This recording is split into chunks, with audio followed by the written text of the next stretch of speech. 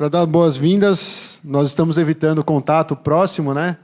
Mas pode dar um tchauzinho aí para o irmão que está do seu lado. Para a câmera lá, né? Nossos irmãos que estão em casa. Alguns estão impossibilitados de vir. Olha como é triste, né, irmãos? Quando a gente não pode abraçar o irmão, aí que a gente vai ver como a gente faz falta isso, não é verdade? Imagina, a nossa cultura é assim, né? O Pedrão estava falando que no Japão... Agora que você vai pôr máscara? Tô brincando. Já pensou cantar assim? A gente estava falando aqui no Japão, né? Os caras não se cumprimentam. Talvez seja a cultura que menos tem contato. Eles se cumprimentam fazendo um sinal de reverência, né? Muitos chineses também fazem assim, muitos orientais, enfim. Mas eu fico pensando que é comum do brasileiro se abraçar, cumprimentar, né? Já chegando. E isso é o clima que a gente cria na igreja como corpo de Cristo, né? Imagina, a gente, como brasileiro, quando chega alguém, a gente quer receber calorosamente. E esse tempo está sendo uma prova para todos nós, não só pela questão do contato físico, mas também da presença física de muitos irmãos. Nós recomendamos para quem tivesse algum sintoma, alguma questão relacionada à saúde, ficasse em casa. Algumas pessoas ficaram em casa porque têm contato com pessoas que são de umidade mais avançada, que pode ser que seja mais frágil e, nesse tempo, se contamine mais fácil. E também tem pessoas que estão com a resistência baixa e optaram por ficar em casa, não quiseram arriscar vindo aqui. Mas, glória a Deus, acho que o nosso público aqui está bom. Na verdade, o número de pessoas... acho que é mais para os olhos humanos, né? Eu creio que Deus, Ele sabe quem realmente o adora e não é o tempo físico que vai limitar a nossa adoração ao nosso Deus, amém? Claro que congregar com os irmãos é importante, faz parte da nossa fé, e nós não queremos deixar isso para trás de forma alguma, a não ser que realmente seja extremamente necessário para proteger as vidas, amém? Irmãos, antes de mais nada, só lembrando, os nossos jantares estão cancelados, tá? Então, você não vai passar fome, você vai para sua casa, você deve ter estocado comida aí. Sai para comer depois, né? Leva a máscara. Não sei como é que vai tomar o chá, o café. Mas, bubble kill, né? Você fura assim. Bom, esses tempos aí a gente vai ter que adaptar, né, gente? Mas a gente achou prudente não ter o jantar, porque é um contato muito próximo. De repente alguém deu uma tossida ali no meio da comida, já era, né? Enfim, é uma precaução. E nós também, hoje nós teríamos um retorno com os líderes sobre o nosso tempo de oração com relação ao Templo da Pão. Aí ontem, conversando com o pastor, a gente achou melhor adiar. Talvez, eu não sei se a gente vai fazer isso online, né? Usando aí Skype, Zoom, não sei. Mas é só para a gente ter uma conversa e poder tomar uma decisão. Porque se for não, já libera esse negócio logo, vamos para a próxima. Mas se for sim, a gente já começa a tomar esforços para aceitar a direção de Deus e avançar, né? A gente não pode ficar em cima do muro. Então, era mais essa urgência que nós tínhamos como liderança para participar. Outra coisa, nós avisamos no grupo, eu não sei se todos estão no nosso grupo do WhatsApp, mas nós, por esse tempo, também vamos cancelar ou adiar ou pausar a aula dos pequenos, né? Principalmente dos bebezinhos, porque eles não sabem usar máscara, eles vão ficar um colocando a mão no outro, eles põem a mão na boca, já põem a mão na orelha do outro, e aí vai, né? E os tios também, muito contato com as crianças, então nós achamos prudente a gente também cancelar. A Renata deu esse toque, a gente achou que é válido, e aí nós recomendamos os pais a estarem com as crianças no culto, né? Então, essas são as diretrizes para esse tempo de coronavírus. Amém? Espero que seja breve. O pessoal fala de meses. Nós temos que orar e falar: Deus, dispersa esse negócio daqui logo, né? Vamos se levantar em oração, que cada cristão tome esse posicionamento, porque é muito importante, irmãos. É o momento da gente realmente ver se a gente crê na oração. Não significa que a gente vai ser negligente, não significa que nós não vamos comprar um álcool em gel e tal, ou máscara, mas é importante que a gente tome todos os cuidados e seja diligente de acordo com a palavra de Deus. Amém? Bom, esses são os nossos avisos, eu já estou antecipando, e eu quero avançar para o nosso tema de hoje. Vai ser a parte 2, irmãos. Nós falamos no culto passado sobre passos para tomar posse da terra prometida. Não tinha ainda a parte 1, mas nós desenvolvemos uma ideia que hoje nós chamamos de parte 2. E eu queria fazer um breve resumo, mas bem breve mesmo, porque eu acho que todos estavam aqui no culto passado. E os passos que nós falamos para tomar posse da terra prometida, lembrando, né, irmãos, terra prometida não significa que você vai pisar num terreno ali e esse terreno vai ser seu. Nós estamos falando de um valor espiritual hoje em dia em Cristo. Né? Não há necessidade mais do povo se juntar e avançar para uma localização geográfica e falar, agora nós estamos pisando aqui, esse lugar é o lugar que Deus nos prometeu. A gente pode até fazer uns atos proféticos lá no galpão, né? Botar o pezinho lá e falar, Senhor, aqui nós determinamos que é nosso e tal. Mas, enfim, essa terra prometida, ela fala da promessa de Deus, de algo que era prometido para os israelitas, e realmente agora era o momento de eles tomarem posse dessa terra. E a aplicação espiritual que nós temos para hoje, nós podemos falar da vida eterna, após esse período que nós estamos vivendo aqui, mas também hoje de alcançar os corações, né? Porque a semente é lançada sobre um terreno, e esse terreno nós vimos que é o coração. Então existem muitos corações que têm promessas, mas eles estão mortos. Existem muitas pessoas que convivem com a gente, que Deus tem promessa para elas, mas elas não estão vivendo a realidade que Cristo promoveu para elas por meio do sacrifício na cruz. Então nós, como cristãos, nós temos que avançar, irmãos. Não podemos desistir de alcançar as vidas, não podemos desistir de pregar o Evangelho, de tentar exercer uma influência positiva nas pessoas que nos cercam. Eu creio que isso é alcançar a terra prometida. O reino de Deus, ele vai se expandindo conforme as pessoas vão conhecendo que existe um Deus que governa sobre todas as coisas. Amém? Então, o resumo é, nós falamos sobre olhar para a Arca da Aliança, ou seja, colocar os olhos em Deus. A presença de Deus, ela vem quando a arca está ali. A Arca da Aliança representa a presença de Deus. Então, o primeiro passo é incentivar o povo a olhar para onde a Arca de Deus está indo, porque ali está a presença de Deus. O segundo passo, vocês lembram? Espero que essa máscara não sufoque vocês, daqui a pouco vocês estão dormindo mais rápido aí, né? Podem arriscar. A segunda? Não lembra do segundo passo? Pararam no primeiro, ficaram só olhando a presença de Deus? Ele fala, santifiquem-se. Uma atitude que o homem tem que fazer de buscar a Deus e permitir que Deus limpe seu coração e ele possa ser usado por Deus, porque Deus não usa um vaso sujo, Deus não usa uma ferramenta que não está preparada. Então, cabe ao homem se santificar. E o terceiro, nós falamos de dar um passo de fé. Não adianta nada a gente olhar para Deus, a gente santificar o nosso coração e nós continuarmos sem atitude alguma. É necessário para nós cristãos darmos um passo de fé. Até aqui, tudo ok? Todos lembram? E eu falei também, abri um parênteses bem breve no finalzinho, falando sobre unidade, porque o povo avança junto, amém? O passo de fé, ele pode ser iniciado por um líder, ele pode partir de um ministério, ele pode partir de uma igreja local, mas isso vai abraçar o corpo de Cristo. Então, a unidade de todos nós é fundamental para nós darmos esse passo de fé e alcançarmos a terra prometida. Esse é o resumo. Falei que ia ser breve, cumpri a minha palavra. E aí nós vamos falar agora da primeira luta que eles enfrentariam. Porque nós falamos que quando eles passaram o Rio Jordão, existia algo adiante. O que existia adiante dos olhos deles, além da Arca de Deus? Jericó. Eu estava no seminário e por acaso o professor falou de Jericó. Ele falou assim, você acha que Jericó tinha um murinho vagabundo de um tijolinho só? Não. Casas eram construídas em cima desse muro. Sério? Sério, Raabe morava numa casa, no muro. Então existiam casas no muro.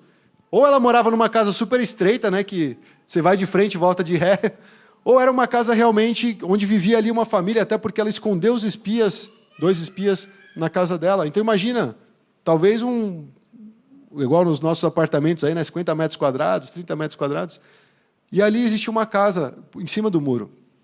Então o muro era algo grande. O muro representa uma proteção contra os invasores, contra os inimigos. E foram os muros de Jericó que ruíram com a presença de Deus. Não foi qualquer batalha, irmãos. Mas eu fico pensando no Josué, acabou de atravessar o Jordão, recebendo a promessa de que ele seria honrado e que os israelitas olhariam para ele e respeitariam assim como respeitavam Moisés. A gente deve ter ficado feliz, né? Conseguimos, fizemos aqui um ato milagroso, Deus esteve no nosso meio, o povo todo foi obediente, se santificou, olhou para a presença de Deus, nós demos o passo de fé, e agora nós estamos na terra. E agora, o que nós vamos fazer? Imagina? Tipo assim, né? Vamos comprar o templo? Vamos? Tá, e agora? O que nós vamos fazer? Tomamos a decisão, estamos na cara aqui do nosso desafio. O que nós vamos fazer? Quais são os próximos passos? Então é exatamente isso que nós vamos tratar hoje. Irmãos, não estranhem, tá? O primeiro tema, principalmente os homens, não fiquem assustados. Mas um dos passos para tomar posse da terra prometida é passar pela circuncisão. Naquela época, nós vamos ler o texto bíblico, acho que é melhor começar pelo texto, aí eu vou comentando depois. Você pode acompanhar aqui no telão, amém? O primeiro passo vai falar sobre ser necessário passar pela circuncisão. E nós vamos falar o que realmente significa circuncisão. Ele continua o texto, né? A gente vai ler Josué 5, se você quiser acompanhar na sua Bíblia, fazer sua anotação, fica tranquilo. Todos os reis amorreus que habitavam a oeste do Jordão e todos os reis cananeus que viviam ao longo do litoral souberam como o Senhor tinha secado o Jordão diante dos israelitas até que tivessem atravessado. Por isso, desanimaram-se e perderam a coragem de enfrentar os israelitas. Esse trecho, por mais que nós estávamos lendo o capítulo 3, eu cheguei a citar esse trecho. Porque enquanto nós estamos com medo do nosso inimigo, eles presenciam o que Deus tem feito na vida do seu povo. E eles ficam com medo. Nós olhamos ali um grande gigante, mas aquele gigante está olhando para a gente falando assim, estou sem coragem de enfrentar esses caras, porque esses caras têm um Deus poderoso do lado deles. Então, foi essa forma que aconteceu.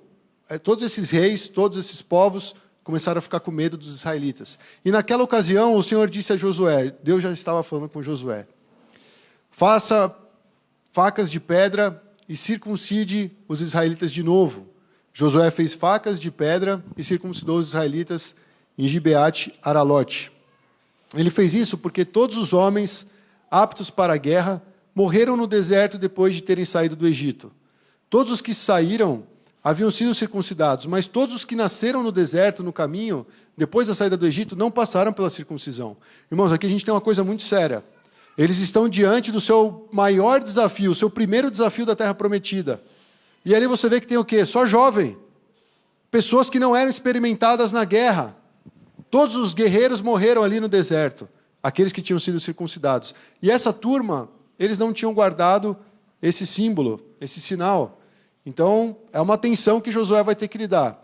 Então, todos os que saíam haviam sido circuncidados, mas todos os que nasceram no deserto no caminho, depois de sair do Egito, não passaram pela circuncisão. E os israelitas tinham andado 40 anos pelo deserto, até que todos os guerreiros que saíram do Egito morressem, visto que não tinham, olha essa palavra aqui, irmãos, obedecido ao Senhor. Pois o Senhor lhes havia jurado que não veriam a terra que prometera aos seus antepassados, que nos daria, terra onde mana leite e mel. Assim, em lugar deles colocou os seus filhos, e foram os filhos que Josué circuncidou. Ainda estavam incircuncisos, porque não tinham sido circuncidados durante a viagem. E depois que a nação inteira foi circuncidada, eles ficaram onde estavam, no acampamento, até se recuperarem. Irmãos, aqui é outro ponto. O inimigo está diante de você. Você está com todo o seu exército ali. Você sabe que aqueles caras não são capazes para guerrear. Tipo assim, você está no pior time do campeonato. Eles falam, e agora, como é que eu vou ganhar esse campeonato? E para piorar, eles foram circuncidados, ou seja, circuncidados na carne. Eles tinham que ter um tempo de recuperação. Provavelmente alguns dias. Estavam em quarentena e o inimigo de frente poderia atacar a qualquer momento. E aí, mas eles foram obedientes à palavra de Deus. E aí o Senhor disse a Josué, hoje removi de vocês a humilhação sofrida no Egito e por isso, até hoje, o lugar se chama Gilgal. Amém? Irmãos, a circuncisão ela vai ter origem lá em Gênesis 17, quando Deus aparece para Abrão. Ele ainda não era Abraão. E ali Deus faz uma aliança com Abrão. É muito interessante, porque ele já estava com 99 anos de idade, e o Senhor apareceu para ele e falou assim, eu sou o Deus Todo-Poderoso, ande segundo a minha vontade e seja íntegro. E aí ele promete que ele vai estabelecer uma aliança entre Deus e Abraão. E essa aliança ele fala assim, multiplicarei você muitíssimo, você terá uma descendência enorme. É uma promessa que ele está fazendo para Abraão. Nós estamos retomando Abraão, irmãos, porque começa ali a circuncisão. Eu estou dando um contexto para a gente entender aonde nós vamos chegar depois do Novo Testamento com a circuncisão. E aí Abraão, ele prostrou-se o rosto em terra e falou assim, Deus falou para ele, da minha parte, aliança entre duas pessoas. Deus fala, da minha parte, essa vai ser minha aliança com você. Você vai ser pai de muitas nações. E o seu nome será Abraão. Em Gênesis 17, é a primeira vez que Deus olha para Abraão e fala, você vai se chamar Abraão. Ele está mudando não só o nome de Abraão, mas também de Sarai, que agora é Sara. E eu o tornarei extremamente prolífero. E de você farei nações, e de vocês procederão reis.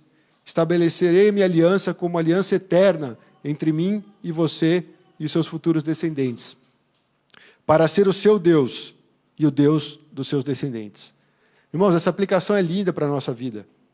Porque uma vez que você faz uma aliança com esse Deus, Ele fala, da minha parte, eu prometo ser o seu Deus e o Deus dos seus descendentes. Nós temos algo ao nosso favor que é a presença de Deus. A gente não tem noção, a gente vai vivendo a nossa vida, eu sou um cristão, eu apareço na igreja, eu ajudo o próximo, eu faço isso, faço aquilo, mas talvez a gente não tenha noção da implicação espiritual que tem de nós, como cristãos, termos uma aliança com esse Deus. Porque Deus ele promete, eu vou ser o Deus de vocês e o Deus dos seus descendentes. E ele fala que toda a terra de Canaã, que ele era estrangeiro, ele vai dar como propriedade perpétua a você e a seus descendentes, e serei o Deus deles. Aí ele fala o seguinte, Abraão, da sua parte. Então a aliança ela implica duas partes. Deus prometeu a parte dele. Deus erra? Deus falha? Deus é infiel? Então ele falou, ele prometeu. Agora para Abraão ele fala o seguinte, da sua parte, guarde a minha aliança, tanto você como os seus futuros descendentes. E a aliança que eu faço com você e com seus descendentes terá que ser guardada, e é a seguinte, todos os do sexo masculino entre vocês serão circuncidados na carne. Terão que fazer essa marca que será o sinal da aliança entre mim e vocês. E da sua geração em diante, todo menino de 8 dias de idade terá que ser circuncidado. Abraão, você só tem que obedecer. Quando você tiver um menino, ele vai chegar, vai fazer 8 dias de idade, você vai circuncidar essa criança e esse será um sinal de que ele está ouvindo e se comprometendo com essa aliança que eu estou firmando hoje com você. Inicialmente, irmãos, era um valor espiritual essa aliança. E posteriormente esse símbolo, essa marca física começou a unir toda a nação de Israel. Afinal de contas, se eu sou circuncidado e você é circuncidado, nós fazemos parte do mesmo povo que tem como Deus o Senhor dos Exércitos, o Deus Todo-Poderoso. E aí a gente vê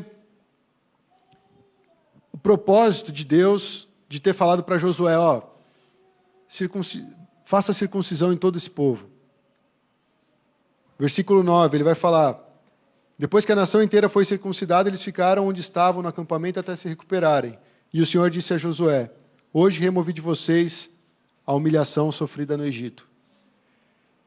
Irmãos, esse povo, ele carregava algo no coração, e pelo texto a gente pode entender que era uma vergonha que eles carregavam de ter sido escravos no Egito. Eles passaram muito tempo no deserto, eles não tinham destino, eles pareciam que estavam desprotegidos, eles não sabiam se teriam provisão, eles não sabiam se eles seriam mortos por algum grupo. Eles estavam numa caminhada que parecia ser incerta, que deve ser vivida pela fé. Isso é muito semelhante às nossas vidas. Nós estamos vivendo rumo à eternidade. Nós vamos habitar com Deus na nossa eternidade. Mas nesse caminho todo, irmãos, nós precisamos andar por fé. Tendo a certeza de que esse Deus que firmou uma aliança com Abraão, ele é fiel hoje. Principalmente em Cristo, para firmar essa aliança, que é um pacto dele conosco, amém? E ele fala, para tirar a vergonha do Egito, tirar a vergonha do passado, tirar a vergonha da escravidão, aquela mentalidade de ser escravo. Deus estava separando, agora eu tenho uma aliança com vocês. Vocês são meu povo, eu vou cuidar de vocês. É isso que ele estava remetendo para esse povo, é isso que ele remete para nós cristãos em Cristo. Nós somos povo de Deus. E Deus ele é suficiente para nos suprir. Deus ele é poderoso para nos guardar. Deus ele tem toda a força para nos livrar de qualquer mal. Então, o objetivo de mandar o povo todo se circuncidar é eles lembrarem, eu tenho uma aliança com esse Deus. E esse Deus hoje remove de nós uma vergonha que a gente carregava como nação. Porque nós fomos escravos, nós fomos humilhados. Sabe aqueles filmes que tem uma mulher que é uma empregada e ela vai lá, conhece um cara rico, e aí o cara rico se apaixona por ela, e daqui a pouco ela casa com ele. Qual que é o direito dela? O direito de viver a vida e o padrão desse cara. Tem vários filmes assim, né? Julia Roberts fez um monte, aquela cantora latina lá, esqueci o nome dela.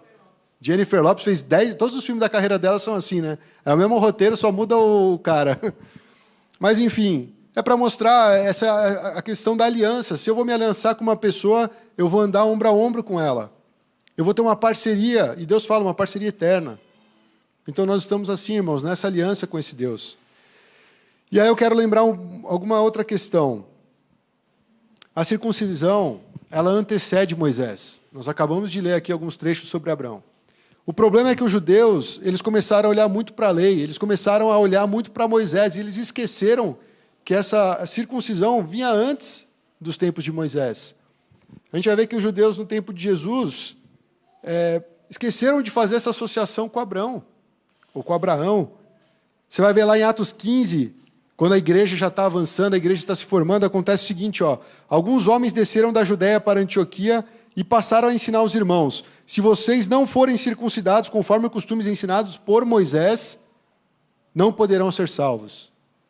Isso foi o primeiro debate que aconteceu na igreja, irmãos. Crentes judaizantes dizendo assim: você crê em Cristo? Legal, mas você precisa circuncidar, porque senão você não tem aliança com Deus e você não pode ser salvo. E aí os apóstolos falavam: como assim? O sangue de Cristo é suficiente, você não precisa circuncidar. É muito importante a gente debater o tema da circuncisão. Faz parte da nossa fé. É claro que vai exigir um estudo muito mais profundo do que esse tempo que nós temos no culto. Porque se eu ficar falando aqui de circuncisão, daria para fazer uma série de pregação. Eu também ainda não tenho a competência necessária, porque envolve muitas coisas. Mas é um fato importante que envolveu, inclusive, uma defesa da nossa fé em Cristo. E aí, quando aconteceu isso, Paulo e Barnabé ficaram indignados e surgiu uma grande contenda e discussão com esse grupo. Eles realmente estavam debatendo, e isso foi parar lá em Jerusalém, onde tinham todos os apóstolos reunidos, e para tratar dessa questão, você pode ler isso em Atos 15, de 1 a 2. Eles se juntaram com todos os apóstolos e com os presbíteros. E Paulo também escreveu algumas cartas, como Romanos e Gálatas, que nós vamos ver algumas coisas em que ele está defendendo a fé em Cristo, e ele fala um pouco sobre a circuncisão. Romanos 4, do 9 ao 11, ele fala assim: no caso de Abraão, a fé lhe foi acreditada como justiça. Sobre quais circunstâncias? Antes ou depois de ter sido circuncidado? Não foi depois, mas antes. Assim ele recebeu a circuncisão como sinal, como selo da justiça que ele tinha pela fé, quando ainda não fora circuncidado. Portanto, ele é o pai de todos os que creem, sem terem sido circuncidados, a fim de que a justiça fosse acreditada também a eles. É um ato de fé. Isso vai começar a abrir uma cortina para mostrar o que o cristão tem a ver com a circuncisão hoje. E aí, Gálatas 5, do 2 ao 5, o Paulo vai falar: ouçam bem o que eu, Paulo, estou lhe dizendo. Caso vocês se deixem circuncidar... Irmãos, isso aqui não está longe da gente. Tem gente que gosta tanto de judeu que o cara quer passar por uma circuncisão. Parece algo absurdo, mas acontece no nosso tempo. A gente tem que dividir as coisas. E ele fala assim: Cristo nada lhe servirá. Se você circuncidar, Cristo não serve para nada. Porque, na verdade, eu declaro que todo homem que se deixa circuncidar está obrigado a cumprir toda a lei. E vocês que procuram ser justificados pela lei, separam-se de Cristo, caíram da graça, pois é mediante o Espírito que nós aguardamos pela fé a justiça que é a nossa esperança. Irmãos, esse tema vai falar de fé, vai falar da justiça que vem de Cristo, vai falar da esperança que nós temos de recebermos a salvação. E Paulo deixou muito claro: você não precisa circuncidar na carne. Isso é um sinal externo para o judeu, não para o cristão. E como é que é a circuncisão hoje, então, para o cristão? Paulo ele traz uma aplicação, irmãos, é muito importante esse trecho. Romanos 2, do 28 ao 29. Olha, ele fala assim: não é judeu quem o é apenas exteriormente. E nem é circuncisão, aqui é meramente exterior e física. Não, judeu é quem é interiormente, no coração. E a circuncisão é operada no coração pelo Espírito e não pela lei escrita. Então, quando a gente fala que um dos passos para tomar posse da terra prometida é passar pela circuncisão, nós estamos anunciando: é necessário circuncidar o nosso coração. A gente vai lembrar das primeiras pregações do David. Olha para o seu coração. Já que nós estamos falando da comparação com o povo judeu, sabe o que significa coração para o judeu? O conceito de botar a mão aqui no coração é muito latino, de um povo mais caloroso, que até quase chora quando fala de amor, né? Uma coisa meio louca, assim, meio passional. Mas, na verdade, coração é aqui, irmãos. Quando o judeu escreve sobre guarda o seu coração, ele está falando: guarde a sua mente, guarde os seus pensamentos, guarde isso aqui, porque é aqui que vai entrar todas as coisas que você vai se expor ao longo da sua vida. Guardar o coração, irmãos, é de fato. Tem tudo a ver com a nossa vida. Quando a gente fala coração hoje, a gente fala do centro da nossa vida. Tanto é que Jesus fala que o semeador saiu a semear, lançou a semente, e ela caiu em alguns terrenos. Depois ele fala que esses terrenos são os corações. Então, lógico que o coração ele tem uma outra conotação. Mas nós temos que entender o que a palavra de Deus fala quando a gente fala sobre o coração. Não é só o sentimento. É muito mais que isso. É muito mais intenso. Amar o Senhor, seu Deus, de toda a sua força, de todo o seu entendimento, tem a ver com o coração. Olha, tem a ver com o coração. É difícil falar, tem a ver com o coração, botar a mão aqui. Só fala, o cara está cheio de álcool aí, já está pirando, né? Mas, irmãos, ele fala, judeu não é uma questão exterior, é uma questão interior. Não tem a ver com a lei, mas tem a ver com o espírito. Não adianta eu pegar você e ficar te sacrificando aqui, te socando, até você ser circuncidado no seu coração. Essa circuncisão é feita pelo espírito. Eu arriscaria dizer que isso é o nascer de novo. É você abandonar aquela natureza do velho homem e ser a imagem de Cristo, o novo homem que é feito por meio do Espírito Santo. O novo nascimento do cristão. E a circuncisão no coração é para o povo de Deus nos dias de hoje, irmãos. Gálatas, Paulo de novo vai falar, de nada vale ser circuncidado, ou não. Não tem valor algum. O que importa é ser uma nova criação. Pronto, aqui está o argumento para falar que é necessário nascer de novo. Quando o Espírito Santo opera algo em nosso coração, irmãos, é algo sobrenatural. A circuncisão é algo operado pelo Espírito em nosso coração. Sabe aquela música, dá-me um coração igual ao teu, meu mestre? É isso, é você passar pela circuncisão. Eu não sei se vocês sabem, mas na época da guerra, quando eles queriam matar os judeus, ele mandava os homens baixar as calças, porque veria na hora o sinal. Então vamos aplicar isso para o povo judeu. O que estava em risco ali? A vida deles, por terem uma aliança com Deus. Isso não foi só na época do nazismo. Os judeus foram perseguidos já há muito tempo. Então veja que esse era o povo de Deus sendo perseguido por ser o povo de Deus. Até hoje, em alguns lugares, eles são perseguidos porque eles têm essa aliança com Deus. E nós cristãos estamos aprendendo com essa marca, com esse símbolo de que Deus tem uma aliança conosco. Mas essa circuncisão para o cristão é feita no coração. É algo que Deus quer trabalhar no nosso cerne, no nosso centro, lá no meio do nosso ser, no âmago da nossa existência, certo? É nascer de novo, é promover uma nova vida, é ser uma nova criação. E aí você vê um novo homem, uma nova criação, um novo coração é só em Cristo. Então, para a gente tomar posse da terra, passar pela circuncisão, significa estar em Cristo, porque somente Ele vai fazer isso no nosso coração. Isso tem implicações, irmãos, em todas as nossas áreas que a gente enfrenta desafios. Isso aqui tem uma implicação de como nós vamos conduzir a nossa vida, a nossa família, as nossas decisões. Porque se você nasceu de novo, você tem uma aliança com esse Deus. E Ele não falha a parte dele na aliança. Eu ia falar algo aqui sobre a aliança em Cristo, mas eu acho que isso cabe melhor para o nosso segundo passo. Porque o primeiro passo aqui vai falar sobre a aliança com Deus, amém? O segundo, nós vamos falar sobre celebrar a Páscoa. Porque nesse mesmo trecho a gente vai ler que o Josué não só circuncidou o povo. Imagina, o desafio está ali. Nós temos inimigos numa cidade murada. Um inimigo que está todo preparado, que ele está num lugar de conforto, ele conhece a geografia, ele sabe todas as estratégias, e nós somos um povo que acabamos de ser circuncidados, estamos aqui descansando, se recuperando, e o que nós vamos fazer? Avançar? Não, nós vamos celebrar a Páscoa. Cara, imagina os caras lá dentro de Jericó, eles falam assim, mas esses caras estão deixando a gente louco, porque eles não avançam. O que será que eles estão fazendo? Eles estavam celebrando a Páscoa, irmãos. Olha que interessante. Na tarde do 14º dia do mês, enquanto estavam acampados em Gilgal, na planície de Jericó, os israelitas celebraram a Páscoa. E no dia seguinte ao da Páscoa, nesse mesmo dia, eles comeram pães sem fermento e grãos de trigo tostados, produto daquela terra. Um dia depois de comerem do produto da terra, o maná cessou. Irmãos, quando eu li esse trecho, eu tive uma epifania, uma cristofania, sei lá. Eu falei, que interessante esse trecho, eu vou parar aqui para falar um pouquinho disso. Já não havia maná para os israelitas, e naquele mesmo ano, eles comeram do fruto da terra de Canaã. Irmãos, isso aqui, quando eles celebraram a Páscoa, aquilo foi a prova de que eles estavam na terra prometida. Lembra, era a terra que mana leite e mel. Eles viveram no deserto comendo maná. Alguns caras ali chegaram a experimentar os codornizes até sair pelo nariz. porque eles atormentaram tanto Moisés. Moisés foi clamar pelo povo, e Deus ficou assim impaciente, já mandou um monte de codornizes para eles comerem. Mas esses caras, depois que eles viram tudo o que aconteceu com os seus pais mesmo, a geração anterior, eles voltaram para o manazinho e ficaram de boa ali. Vamos comer o maná até quando Deus permitir.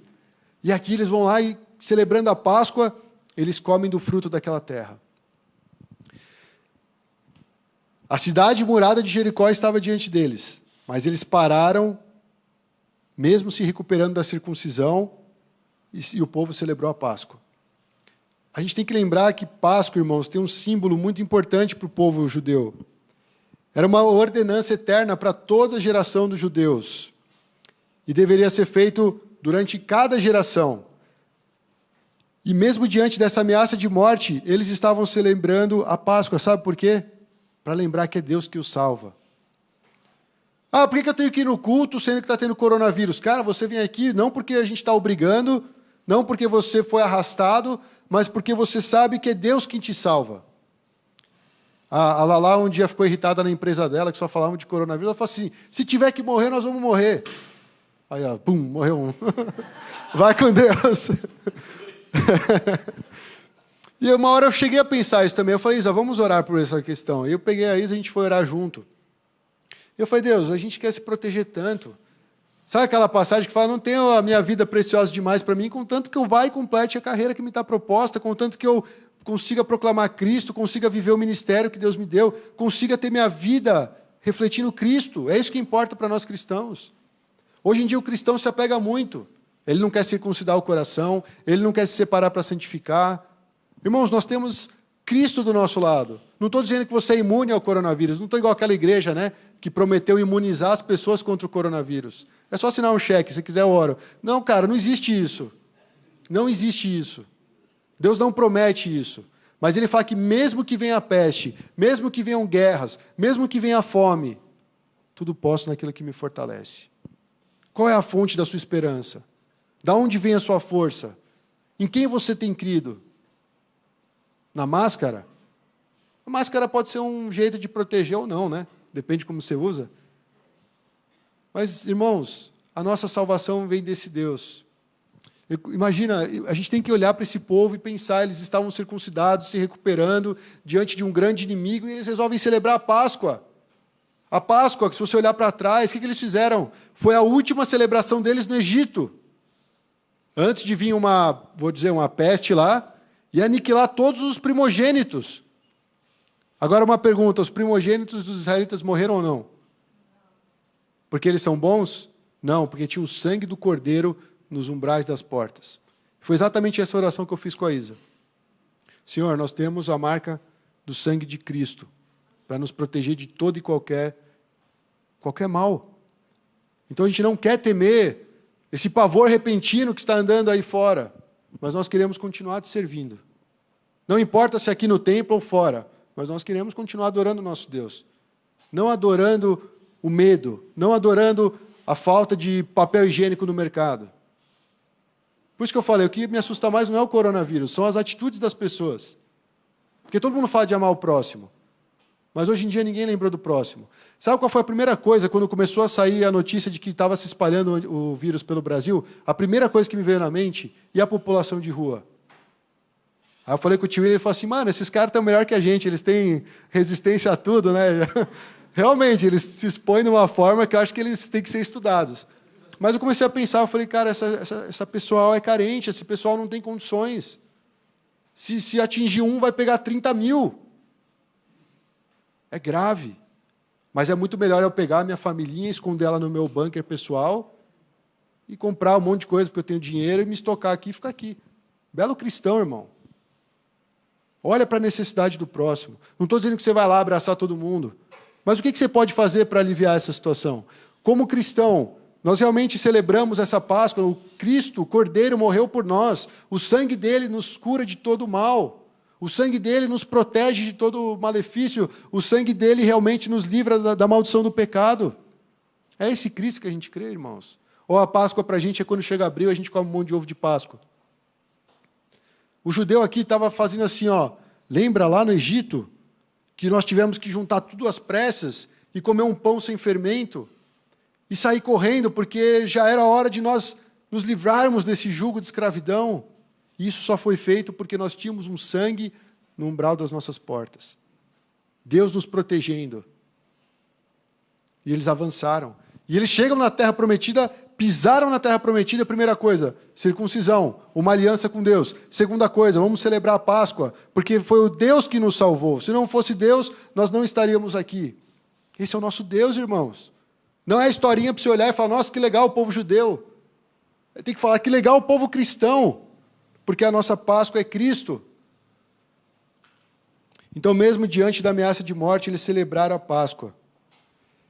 E hoje, irmãos, no Novo Testamento é muito claro que o Cordeiro é Cristo. Jesus já nos foi dado, o sangue de Cristo é que nos salva. E a ceia do Senhor, irmãos, ela substitui completamente a Páscoa judaica. Aí eu vou lembrar da aliança. Jesus pega o cálice e fala, o que é isso aqui? Meu sangue, que representa a nova aliança. Quando nós estamos tomando ali o cálice, a gente tem que lembrar de tudo isso, irmãos.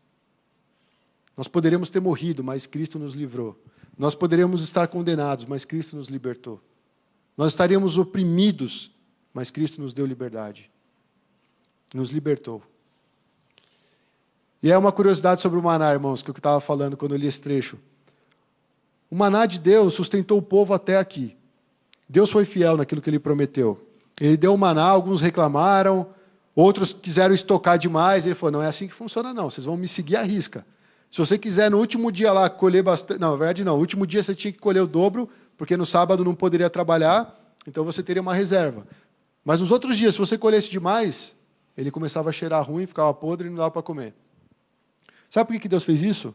Para todo mundo ter o suficiente, não passar necessidade, não trabalhar demais, não trabalhar de menos. O nosso Deus é um Deus justo. É exatamente o que a gente vê, né? Nesse cenário de coronavírus. Cara, a Bíblia ela é muito real. Nessa questão do maná, essa foi a última vez que teve o maná. E agora eles tomariam posse da terra, irmãos. E eles poderiam desfrutar dos bens da terra. A terra que mana leite e mel. Aquilo que eles tanto esperavam, agora eles estavam desfrutando fisicamente daquela promessa. E aí o texto fala, naquele mesmo ano, eles comeram do fruto da terra de Canaã. Quando o maná cessou, eu creio que Deus falou assim, eu fui fiel e sustentei vocês até aqui. Agora não tenho mais necessidade de ter o maná. Agora vocês vão desfrutar da terra que eu dei a vocês. Cara, isso é lindo. O maná parece ser uma coisa tão pequena, né? O maná parece assim, tipo, você acorda, come um pingado com pão na chapa, o almoço é arroz, feijão e ovo, e à noite, para os brasileiros tem um lanchinho, para os chineses tem uma janta. E aí você vai vivendo a sua vida inteira assim. Mas quando você chega na eternidade, aí tem aquele banquete. Tem as bodas do Cordeiro. Nós estamos lá, celebrando com Cristo. Desfrutando do melhor da terra. Daquela terra, né? Da terra celestial. E aqui você vê, eles estavam no deserto lá só no maná, mas o maná era suficiente para sustentar eles nesse período onde eles não conseguiam plantar e colher. E agora eles estão tomando posse da terra, e Deus fala, vocês não precisam mais do maná, agora vocês vão desfrutar da promessa, de uma forma real, de uma forma viva. Tanto é que eles comeram do fruto da terra de Canaã.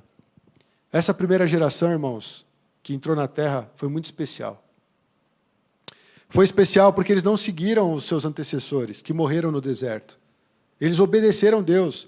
Gente, vamos olhar para a arca, olharam para a arca. Gente, santifique-se, eles santificaram. Gente, vamos atravessar agora, eles atravessaram. Gente, vamos nos circuncidar, fazer uma aliança com Deus, vamos celebrar a Páscoa, vamos. E agora, vamos olhar para o nosso inimigo. Depois de tudo isso, agora era a prova, agora era o momento. E aí o texto termina de uma forma muito interessante, irmãos. Olha lá, estando Josué já perto de Jericó, olhou para cima e viu um homem de pé, empunhando uma espada. Aproximou-se dele e perguntou, você é por nós ou por nossos inimigos? Nenhuma coisa nem outra, respondeu ele. Venho na qualidade de comandante do exército do Senhor. Então Josué fez o quê? Prostrou-se, rosto em terra, em sinal de respeito, e lhe perguntou, que mensagem o meu senhor tem para o seu servo? O comandante do exército do Senhor respondeu, tire as sandálias dos pés, pois o lugar em que você está é santo. E Josué os tirou. Depois de tudo isso que nós falamos, que o povo passou, você encontra Josué olhando para Jericó e falando, tá, Deus, e agora? Agora é o nosso maior desafio. E até aqui nós temos ouvido o Senhor em todas as coisas. Como o Senhor vai me ajudar a avançar? Como é que nós vamos fazer para derrotar? Ele era um estrategista, irmãos, ele era um guerreiro. Ele não estava lá sentado olhando assim Jericó para ver a arquitetura de Jericó. Ele estava planejando e se perguntando, como que eu vou entrar nesse lugar? Porque parece impossível aos nossos olhos. Não tem situação assim na nossa vida que a gente olha e fala, é impossível? Esses dias eu estava diante de uma situação impossível, eu estava perdendo a paciência, estava ficando estressado. Eu falei, Deus, se o Senhor não colocar a mão nesse negócio, não vai dar jeito, não vai sair de jeito nenhum. Graças a Deus deu tudo certo. Um dia, com o tempo, eu posso explicar melhor. Mas é coisa besta, é coisa do dia a dia, irmãos. E tem coisas que a gente olha como se fosse Jericó, uma cidade murada, tipo assim, poderosa, majestosa, gigante. Mas às vezes é um problema pequenininho, porque a gente esquece de fazer o quê? Olhar para quem está no comando. É o terceiro ponto, amém, irmãos? Entender que é Deus quem está no comando. Às vezes a gente sofre, a gente tem dificuldades de lidar com uma situação, porque a gente não enxerga que Deus está comandando. Você percebeu o que Josué falou para esse homem? Primeiro Josué está lá pensando nas estratégias, daqui a pouco vem um homem com uma espada na mão. Tipo, eu não sei, talvez se fosse Pedro eu já ia avançar em cima. O cara está vindo com uma espada, eu tenho que avançar agora e cortar a orelha dele. Mas ele ficou meio receoso. Talvez ele faça assim, cara, será que esse cara que está vindo é como todo o exército que vai vir? Será que é esse tipo de gente que eu vou ter que enfrentar? Ou será que ele está vindo me ajudar? E a resposta impressiona, irmãos. Você está errado. Tanto de um lado quanto do outro, você não está raciocinando. Eu não vim te ajudar, eu vim comandar. Essa resposta é para nós cristãos, irmãos. Às vezes a gente é guerreiro igual Josué, né? Vai lá fazendo tudo, vai seguindo certo, vai caminhando, vai desbravando e vai conduzindo o povo. Chega uma hora que você fala, cara, aqui não dá mais. Aqui é difícil. Deus, me ajuda. E Deus fala, não vou te ajudar. Eu vou comandar. Eu estou na frente. Eu estou liderando. Eu estou governando. O mundo, o universo está nas minhas mãos. Esse é o nosso Deus, irmãos. Enquanto eu prego isso, isso me acrescenta fé. Porque tem muitas vezes que eu me prostro diante de uma situação. Qual situação tem te deixado prostrado hoje? O que parece ser um grande inimigo que você nunca vai derrubar? Uma muralha que você nunca vai transpassar? Você está pedindo ajuda de Deus aí desesperadamente, fala, Deus, você não responde. Aí Ele te responde. Não é do jeito que você quer, não é do jeito que você pensa, e eu não vim te ajudar, porque eu estou no comando. Eu sei o que eu faço. E é interessante que ele usa uma palavra, né, irmãos? Ele usa essa palavra comandante. Comandante é usado por uma pessoa que exerce a chefia de qualquer unidade. É realmente o cabeça. Quem é o cabeça da igreja? É Cristo. Nós temos que aprender a ouvir o cabeça, nós temos que aprender a ouvir esse comandante. O comandante não erra na estratégia. Esse comandante, tá? Os outros erram. Mas nele nós podemos confiar, irmãos.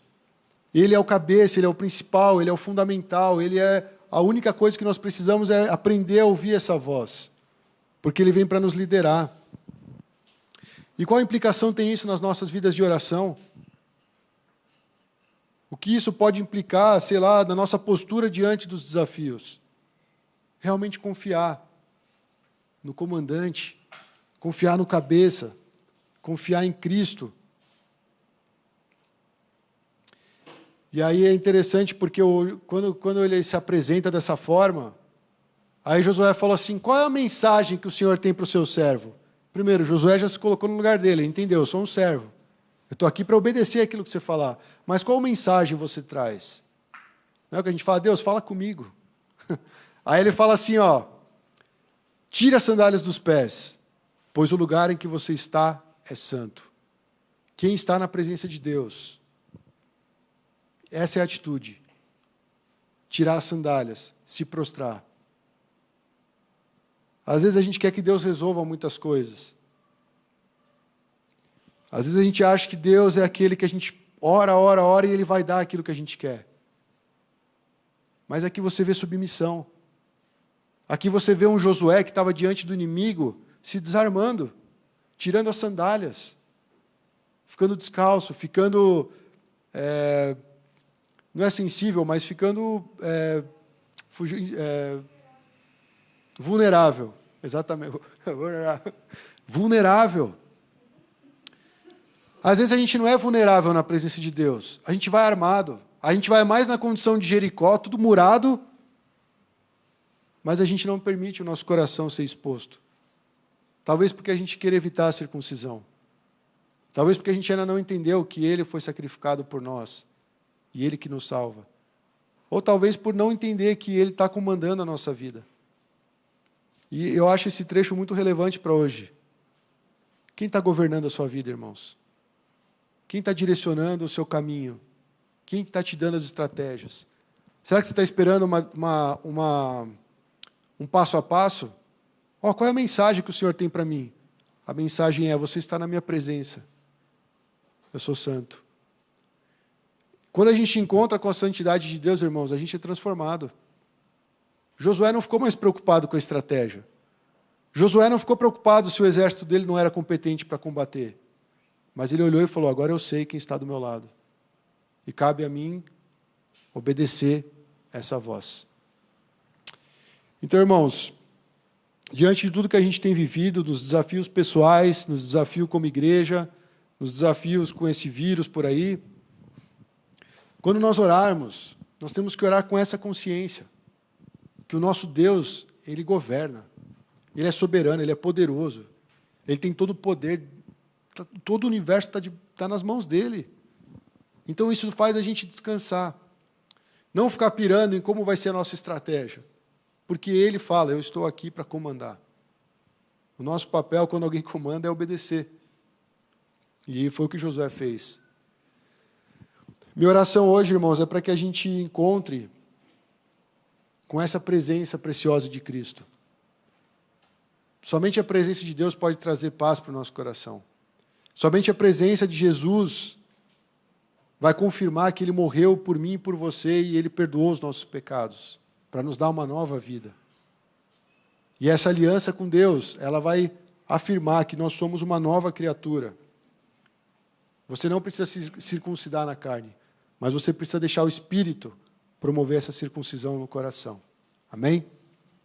Vamos ficar de pé e orar, irmãos?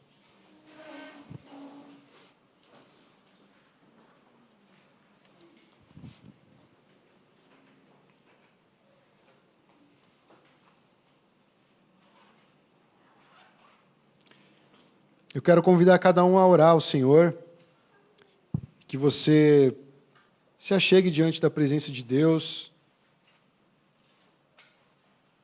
exponha realmente seu coração, tire as suas sandálias, porque o lugar que você está é santo, não porque aqui é especial, mas porque aqui está a presença de Deus. E que a gente deixe o Espírito Santo ministrar na nossa vida, amém? Senhor, estamos diante da Tua presença, com tantos desafios que nos cercam, com tantas coisas que nós não sabemos lidar, às vezes com alguma dúvida, com alguma motivação errada, com alguma inquietação, com algo que agita o nosso coração, Senhor. Mas nós queremos olhar para Ti como o Senhor realmente é. O Senhor diz que o Senhor é o comandante, o Senhor é aquele que gerencia todo o exército celestial, o Senhor é aquele a qual todo joelho vai se dobrar. O Senhor Jesus é o nosso Deus. Não há inimigos que possam contra a sua presença. Não há inimigos que possam se levantar em nossa vida contra a Tua palavra, contra aquilo que o Senhor decretar, Senhor Jesus. E o Senhor disse que é o nosso Deus, que estaria conosco até o fim dos tempos, até a consumação dos séculos. E nós queremos crer nessa promessa. O Senhor prometeu que daria o maná, o Senhor deu o maná. O Senhor prometeu que esse povo alcançaria a terra, eles alcançaram a terra. O Senhor fez eles atravessarem o Rio Jordão. O Senhor abriu o Mar Vermelho. É o mesmo Deus operando na nossa vida, Senhor. Então fortalece a nossa fé. Nos faz entender a Tua proposta para a nossa vida. Nos faz entender, Senhor, e nos submeter à Tua proposta para nós como igreja, Senhor Jesus. E nesse tempo também de coronavírus, nesse tempo onde há essa pandemia no mundo todo, onde há medo, onde há, Senhor, brigas por causa de bens materiais, nós queremos orar, Senhor, nos direciona. Fala como nós devemos nos comportar, Senhor. Diante de uma situação difícil, como nós devemos agir. E eu creio que é olhar para Ti, Senhor, a resposta. O que o Senhor faria nesse tempo, Jesus? Nos ensina a andar como o Senhor andou. Transforma o nosso coração. Venha circuncidar, Senhor, o nosso coração. Tirando toda a impureza. Tirando tudo aquilo, Senhor, que nos impede de andar na Tua presença de uma forma santa, Senhor. Tudo aquilo que nos impede de alcançar a Tua verdade, as Tuas promessas. E nos faz guardar essa aliança preciosa no sangue de Cristo. Porque é ela que nos salva, Senhor. Nós Te louvamos por tantas bênçãos. E pedimos que o Senhor nos guie para tomar posse da terra que o Senhor prometeu para nós. Em nome de Jesus. Amém.